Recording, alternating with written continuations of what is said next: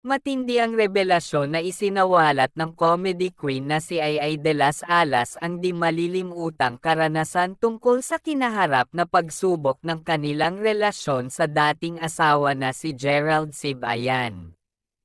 Ayon sa kanya ay nalaman niya ang pambababae ng kanyang dating asawa, bagay na nagdulot sa kanya ng pagdurusa na tuluyang naging dahilan ng kanilang hiwalayan. Para sa kanya ay isa ito sa matinding pagsubok na naging dahilan ng hindi nila pagkakaintindihan sa isa't isa.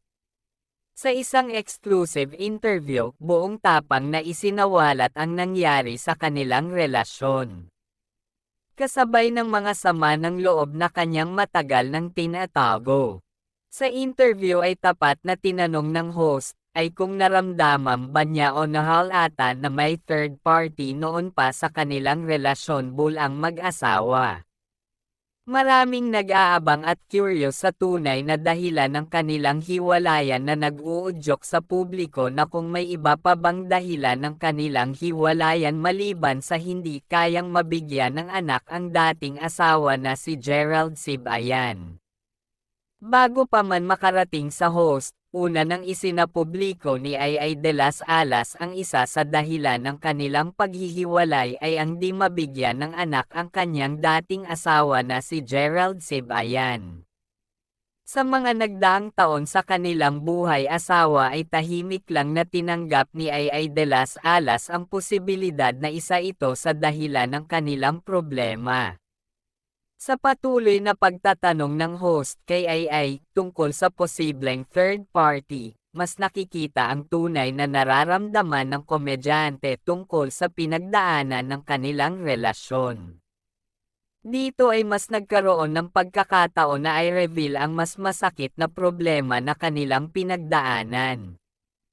Ang pagtatakasil noong 2019 na nagdulot ng matinding trust issue sa komedyante, sa kanilang pagsasama bilang mag-asawa. Habang emosyonal si Ay de las Alas ay inamin niya na isa ito ang di niya malilimutang pagsubok na kinaharap niya bilang isang asawa. Dagdag pa niya na ang panglolokong ito ay hindi lang nagdulot ng lamat sa kanilang relasyon, kundi ito ay nagsilbi na tuluyan niya ng papakawalan at kakalimutan si Gerald Sibayan. Ayon din sa kanya ay pilit niyang sinubukan na ipaglaban ang kanilang relasyon sa kabila ng sakit at kirot na kanyang nadarama, pero hindi rin nagtagal ang kanilang relasyon. Sa huli ay na-realize niya na lahat ng bagay ay hindi na kayang ibalik sa dati, at ang pagkawala niya ng tiwala ang isa sa dahilan kung bakit kailangan niyang tapusin ng tuluyan ang kanilang relasyon. Marami ang naging insipirasyon ang aktres sa publiko at bumilib kay Ay dahil sa tapang nito sa paglabas ng katotohanan. At sa pananatili pa rin ng lakas ng loob na magpatuloy sa buhay sa kabila ng matinding pagsubok.